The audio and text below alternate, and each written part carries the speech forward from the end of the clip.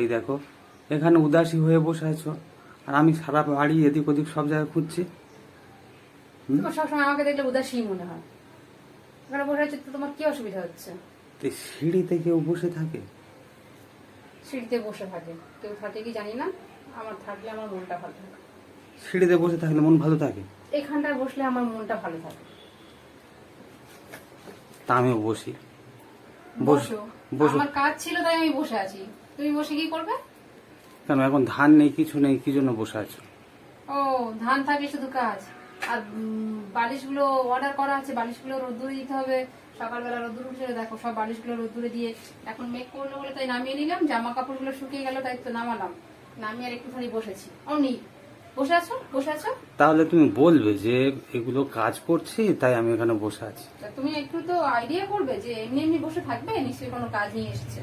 আর সব সময় তোমার মন খারাপ থাকে, এখানে বসলে মন ভালো থাকে? হ্যাঁ, হুম। আমার এখানে বসলে মন ভালো হয়ে যায়।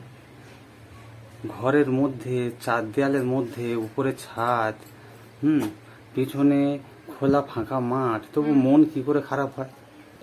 হয়, তুমি বুঝবে না, মন খারাপ হয়। মানে আমি অবুঝ।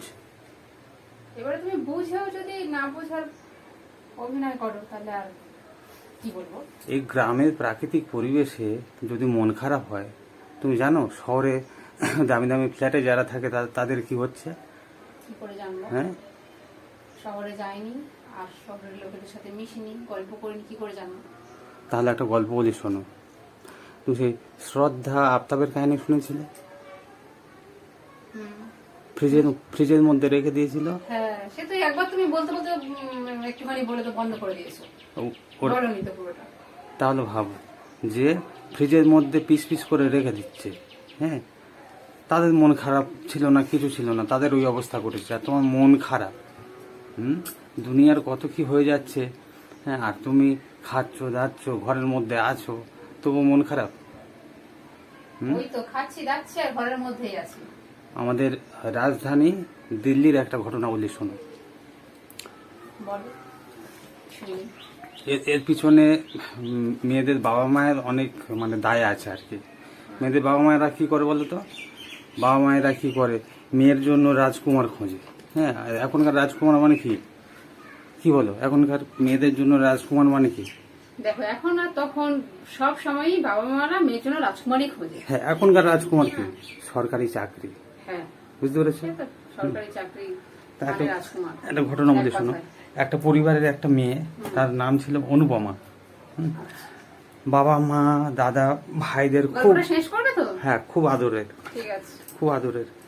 যেমন তার দেখতে সুন্দর, ফর্সা, পড়াশোনায়ও যথেষ্ট মেধাবী, সব দিক থেকে একদম নিখুঁত মেয়ে। কিন্তু নিখুঁত মেয়ে হোক আর মূর্খ মেয়ে হোক, পরিবারের দাবি কি, বাবা মায়ের দাবি কি, যে মোটামুটি ছেলে হবে রাজকুমার, সরকারি চাকরি। ঠিক আছে, তো এক্ষেত্রে একটু আরো হাই প্রোফাইল হয়ে গেছিল। এমন একটা ছেলেকে পেয়েছিল যে সফটওয়্যার ইঞ্জিনিয়ার। ইঞ্জিনিয়ার তো হচ্ছে আরো খুব ভালো। তা মেয়ের সঙ্গে কি করে, সফটওয়্যার ইঞ্জিনিয়ারে ধুমধাম করে বিয়ে দিয়ে দেয়। বিয়ে দেওয়ার পরে তারা কি করে, তাদের উচ্চাকাঙ্ক্ষা প্রচুর ছিল, যেহেতু বাবা মা ওরকম, তার মেয়েরও তো তেমন হবে না। আর যার সঙ্গে দিয়েছে সে তো শ্বশুরকে খুশি করবে, বউকে খুশি করবে, হিরো সাজবে। তো ইন্ডিয়াতে থেকে কটাকা ইনকাম হবে, ওই জন্য তারা আমেরিকায় চলে গেছে। আমেরিকায় চলে গেছে, সেখানটায় গিয়ে অনেক বড় অ্যাপার্টমেন্টে থাকে, একদম পুরো বিলাসবহুল জীবনযাত্রা। সফটওয়্যার ইঞ্জিনিয়ার, আমেরিকায় ডলারে কামাবে। তা সেখানে প্রচুর টাকা কামিয়েছে। কামানোর পরে হঠাৎ কি মনে হয়েছে, বলে না ভালো লাগছে না। আসলে বাঙালি যেমন ঘর কোনো হয়, হ্যাঁ, আর অন্যান্য প্রদেশে যারা থাকে অবাঙালি হলেও আদতে তো তারা ইন্ডিয়ান না। তো ইন্ডিয়ার প্রতি আবার মন টেনেছে, বলে আমরা চলে যাই, দেশে গিয়ে থাকবো। দেশে চলে এসছে, এসে দেরাদুনে সেখানে একটা মানে বিলাসবহুল একটা ফ্ল্যাট নিয়েছে।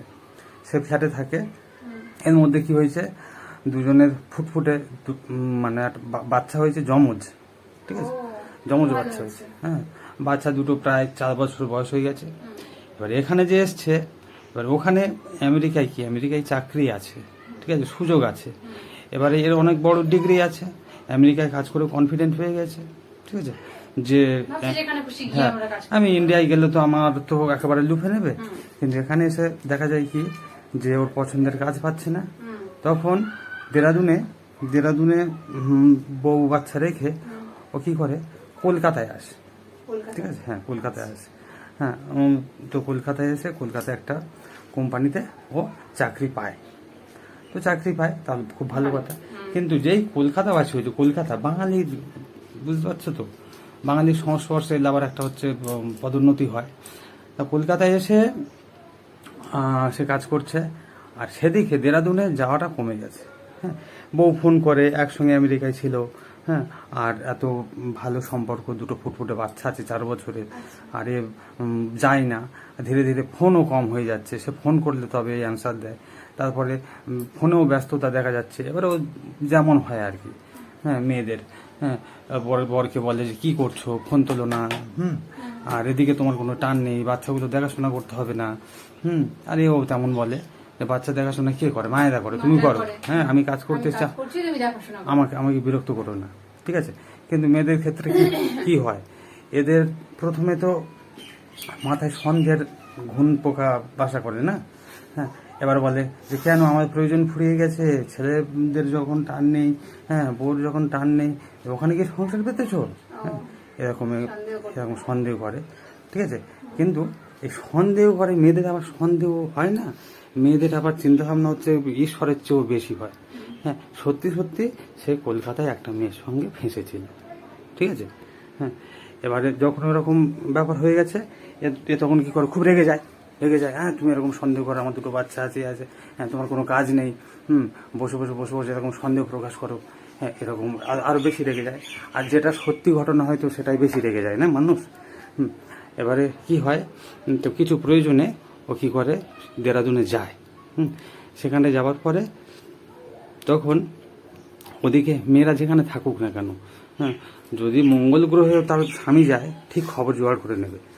এবারে সেই মেয়ে, হ্যাঁ হ্যাঁ হ্যাঁ সংসার ভাঙায় এরা তো হচ্ছে দুনিয়ার সেরা, আর সব ছাড়ো সব। এবারে কি হয়েছে, এবারে ঘটনা হয়েছে কি সেই মেয়েটা এর অফিসটা বা অন্যান্য সূত্র কাজে লাগিয়ে ঠিক মেয়েটার নাম বের করে নিয়েছে, ঠিক আছে, মেয়েটার নাম বের করে নিয়েছে। এবারে যেতে একদম পুরো হামলে পড়েছে, হ্যাঁ তোমার দুটো বাচ্চা আছে, তুমি এই বলছে ওসব কিছু না, ওগুলো সব অটো না ইত্যাদি ইত্যাদি, ওগুলো অফিস জবে ওরকম হয়, অনেক সময় মালিকের সঙ্গে সেক্রেটারির সম্পর্ক জড়িয়ে কথা বলা হয়, তো ওটা কিছু না। এবারে তার কাছে তো হচ্ছে ক্লু আছে, তোমার মোবাইলটা দাও দেখবো, ঠিক আছে, আমার মোবাইল তুমি কেন নেবে, কেন আগে তো আমাকে মোবাইল দিতে। এবারে সম্পর্কের মধ্যে একটা তৃতীয় ব্যক্তি এসে গেলে তো গন্ডগোল হবে।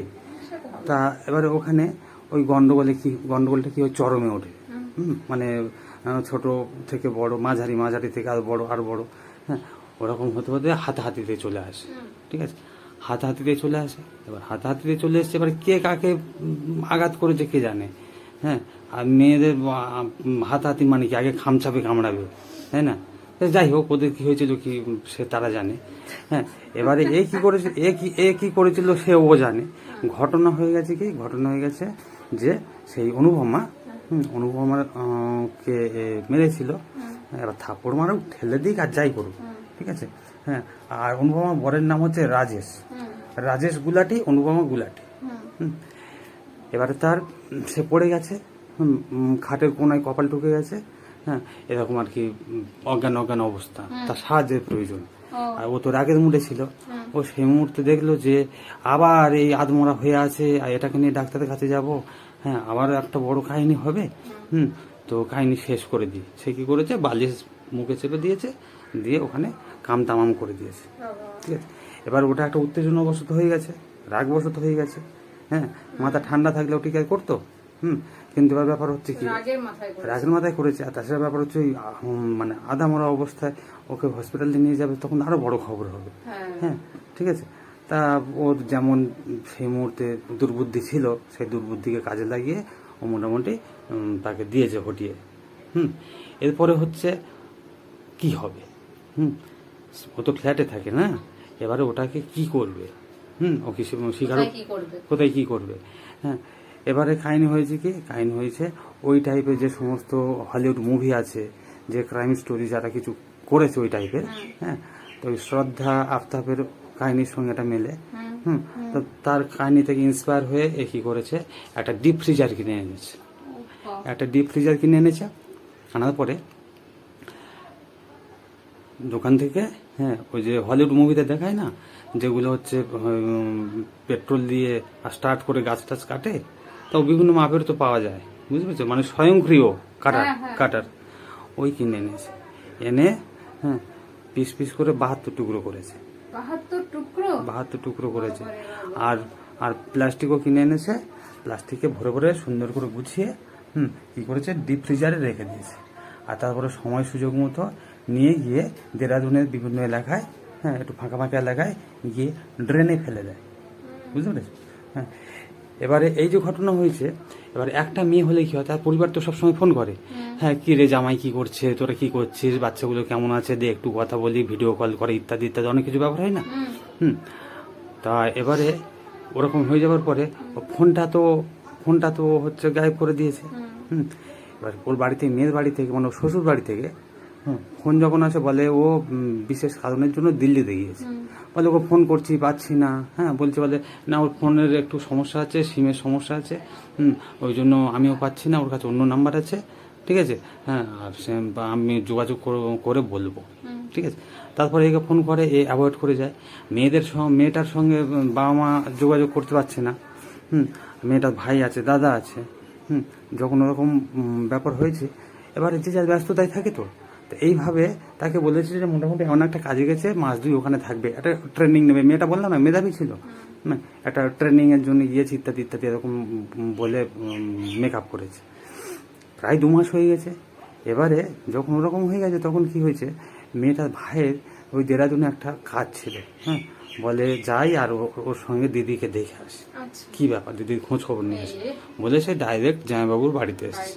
হ্যাঁ, বাড়িতে আসার পরে, হ্যাঁ, তা সে একই কথা বলছে, বলে আরে বললাম তো দিদি দিল্লিতে গিয়েছে। হ্যাঁ, দিদি দিল্লিতে গিয়েছে, যোগাযোগ করা যাচ্ছে না, তুমি কিভাবে যোগাযোগ করো, হ্যাঁ, তুমি নাম্বার দাও, হ্যাঁ, আর দিল্লিতে হঠাৎ করে কি কাজে গেছে, আর ঠিক আছে তার কাছে ফোন নেই, কিন্তু সে তো যোগাযোগ করতে পারে, আমাদের নাম্বার তো তার কাছে আছে, তার তো বিপদ হতে পারে, হ্যাঁ, তুমি এইভাবে জিনিসটাকে গুরুত্ব দিচ্ছ না, হ্যাঁ, তোমার সঙ্গে শেষ কবে কথা হয়েছে, অনেক প্রশ্নের মুখে পড়ে যাচ্ছে। তখন বলছে, বলে বেশি মাথা খারাপ করো না, আমার কাজ নিয়ে অনেক ট্রাবল আছে, তুমি এখান থেকে যাও, হ্যাঁ, তোমার দিদিকে তুমি খুঁজে নাও, যাও এখান থেকে যাও। হ্যাঁ, এবারে সে তো বুঝতে পারে যে কোনো না কোনো ব্যাপার আছে, সে সঙ্গে সঙ্গে ওখান থেকে পুলিশ স্টেশনে চলে গিয়েছে।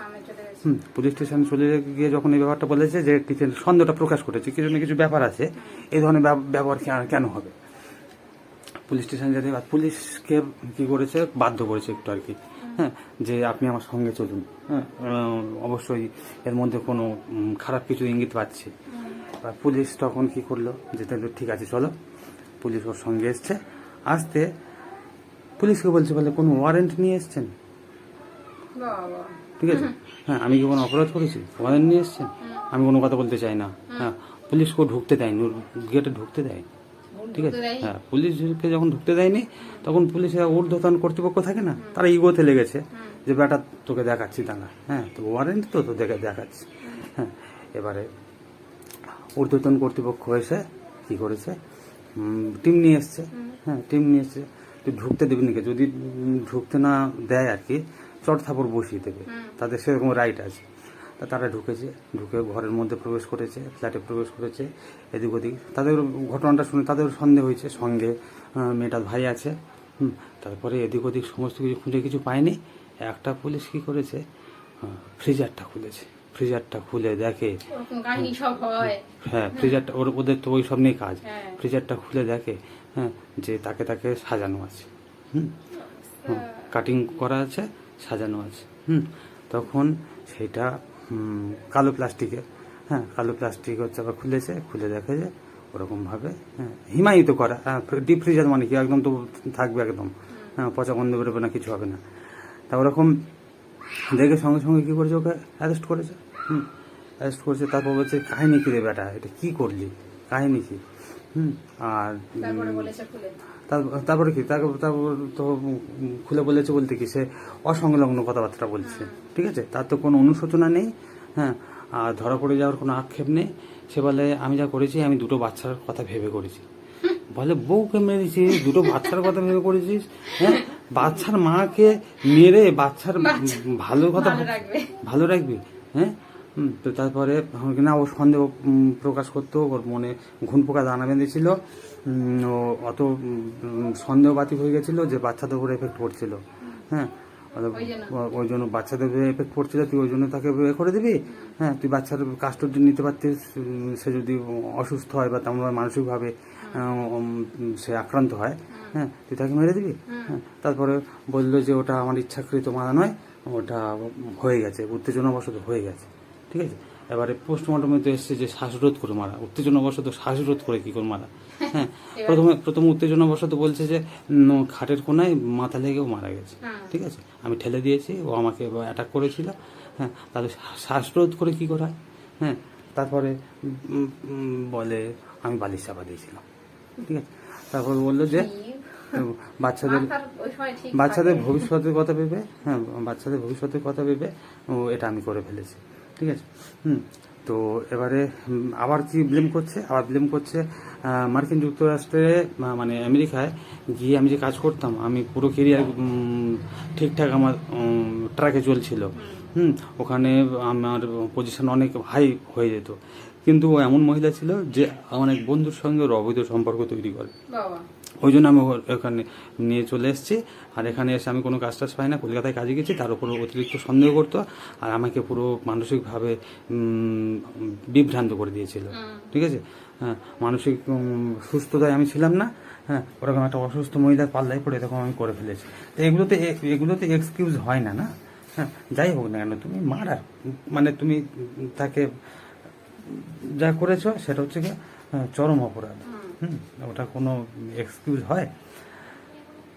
তো ওখান থেকে তাকে কি করলো, এবারে তো আদালতের ব্যাপারে না, তা আদালত কি করেছে, হ্যাঁ, হত্যা এবং প্রমাণ লোপাটের জন্য দুটো ধারা দিয়েছে আর 15 লক্ষ টাকা জরিমানা করেছে। 15 লক্ষ টাকা জরিমানা, যে 15 লক্ষ টাকাটা ওই জমজ যে দুটো বাচ্চা আছে, হ্যাঁ, ওদের ভবিষ্যতের জন্য। হ্যাঁ, 70,000 টাকা বাদ দিয়ে, হ্যাঁ, বাকি 14,30,000 টাকা দুটো বাচ্চাই পাবে আর কি। ঠিক আছে, আর বিচারাধীন। তো এই হচ্ছে ব্যাপার। বাবা মায়েরা কি করে? বাবা মায়েরা এই যে সরকারি চাকরি, বড় বড় পদের আশা করে যে এরকম জামাই হবে, হ্যাঁ, এরকম মেয়ে সুখে থাকবে, সব ঠিক আছে, কিন্তু এবার দেখতে হবে যে ডিগ্রি থাকলে আর সরকারি চাকরি থাকলে সব কিছু হয় না। অ্যাকচুয়ালি সরকারি চাকরির কবলে পড়ে অনেক ভালো ভালো ঘরের সন্তানরা, মানে মেয়ে সন্তানরা, তারা কি হয়ে যায়, তারা সেখানে চাকর হয়ে যায়, তারা সেখানে দাসী হয়ে যায়। হ্যাঁ, তারা সেখানে অত্যাচারিত হয়। ঠিক আছে, এই জিনিসটা কিন্তু বোঝা দরকার। হ্যাঁ, আর বাঙালি বাবা মায়েরা তো 100 বছর চাকরি দেখে সোনার চাঁদ হাতে পেয়েছে, বিয়ে দিয়ে দিচ্ছে। আর সেখানে সেই পরিবারে শ্বশুর শাশুড়ি ননদ দেও টেও সবাই নিয়ে একসঙ্গে থাকবে এবং ওকেই, ওই মেয়েটাকেই সব করতে হবে, মেয়েটাই সব করতে হবে। তুমি সরকারি চাকরের বউ না, মানে যা বলবে তাই শুনতে হবে, যা করে দাও, এই করো, টোটাল একা হাতেই তার সামনে। তুমি মেলাতে দেখেছো, মেলাতে দেখবে যারা দোকান দেয়, হ্যাঁ, যাযাবর টাইপের যারা আর কি দোকান দেয়, মেলাতে হয়তো 15 দিনের মেলা, সেখানে বউ বাচ্চা সব নিয়ে চলে যাবে। ঠিক আছে, হ্যাঁ, এবং দেখবে বউ রান্না করছে, বাচ্চারা খেলছে, মেলায় ঘুরছে, হ্যাঁ, এবং দোকানে কেনাকাটা করছে। অ্যাকচুয়ালি এই নজরগুলো তো যায় না। যখন একটু বয়স হয় আমরা বুঝতে শিখি, হ্যাঁ, ওদের ওই যে ভ্রাম্যমান যাযাবর জীবনটা কিন্তু অনেক সুখের। তো ওরা কিন্তু প্রকৃত সুখী। কেন? কিন্তু মানুষ অত হিসেব করে ওরা বোঝে না স্ট্যাটাস কি, ওরা বোঝে না যে বড় লোকই ব্যাপারগুলো কি, হ্যাঁ, সম্পর্ক কি, না বুঝে ভালোই আছে। ঠিক আছে, যাযাবরের মতো ঘুরছে, ভ্রাম্যমান জীবন কাটাচ্ছে, বিভিন্ন জায়গায় যাচ্ছে। হ্যাঁ, অ্যাকচুয়ালি দিনের মানে যত দিন এগোচ্ছে, যত আমরা সুযোগ সুবিধা পাচ্ছি, যেভাবে পৃথিবীটা দ্রুতগতি হচ্ছে, অনেক ক্ষেত্রে কি হচ্ছে, আমাদের কাছে অনেকগুলো মানে আমরা বাধার সম্মুখীন হচ্ছি। এটা দেখতে, ওটা মানতে, এটা পরিচালনা করতে, হ্যাঁ, নিয়ম মানতে, আর নিজেদের যেটা বৈশিষ্ট্য সেটা ভুলে যাচ্ছে। আর এই যে তুমি গল্পটা বললে, এইরকম দুর্ঘটনা কিন্তু ওই স্ট্যাটাস করা লোকেদেরই হয়। হ্যাঁ, সরকারি চাকুরে, যারা ফ্ল্যাটে থাকে, বড় বড় চাকরি করে তাদের হয়। এই যারা মেলায় দোকান দেয়, এই যারা ঘুগনি দোকান করে, রেস্টুরেন্ট করে, এদের কিন্তু এইসব হয় না। চলো, বুঝে গেছো? তাহলে ভালো থাকো, ঠিক আছে? বেশি দুঃখের কান্না কাঁদবে না। হুম, মুখের কান্না কি তাহলে আছে? তাহলে আমি একটু এখানে বসি, তুমি যদি কখন আমার বলো। জল পিপাসা পেয়েছে তোমার, আমি গল্পটা বলতে বলতে। হ্যাঁ, আমি একটু বসে থাকি, তা তুমি এসে মন খারাপ করে বসে আছো। আমি হয়তো একটুখানি কিছু ভাবছি বা এ করছি। আমি বলেছি, তুমি তো বললে তো। অনেক সময় মন খারাপ হয়, হ্যাঁ, তাহলে সব সময় তাহলে ভাবো যে কি অবস্থা চলছে দুনিয়া জুড়ে, ঠিক আছে? হ্যাঁ, আর তুমি কি করো বলো তো, আমার উপর রব ঝাড়ো। আমি অনেক ভালো আছি, এই আমি তো বয়স- বলছি তা আমার উপর রব ঝাড়ো কেন? রক্ত ঝাড়তে হবে, হ্যাঁ, সংসার আর করতে আমি হলে রক্ত ঝাড়তে আমি হবে, ওইসব সহ্য করবে, কি আর আছে? আমি তো ওই আফতাব, শ্রদ্ধা, ঠিক আছে, এই রাজেশ গুলাটি এদের কাহিনীগুলো সব জানি তো। জানো তো? হ্যাঁ, ওই জন্য ঠিক আছে, ওরকম কাহিনী আমাদের ওই কোনোদিন না না ওই জন্য তুমি খিটিমিটি শুরু করলেই আমি পালাই। হ্যাঁ, আধ ঘন্টা 1 ঘন্টা বাইরে থেকে ঘুরে এসে তারপরে ঠিক খাবার টাইম হবে, মুখ বুজে খেয়ে আর সরে পড়ি। ভালো করি না? সে পালাও আর না পালাও, আমাদের লাইফটা অন্যরকম, আমরা ভালো এই, আছি। তুমি তাহলে ছাদে কি আছে ওগুলো সব তুলে নিয়ে আসো, হ্যাঁ, ঠিক আছে? ওই যে আমি আমি যাচ্ছি। হ্যাঁ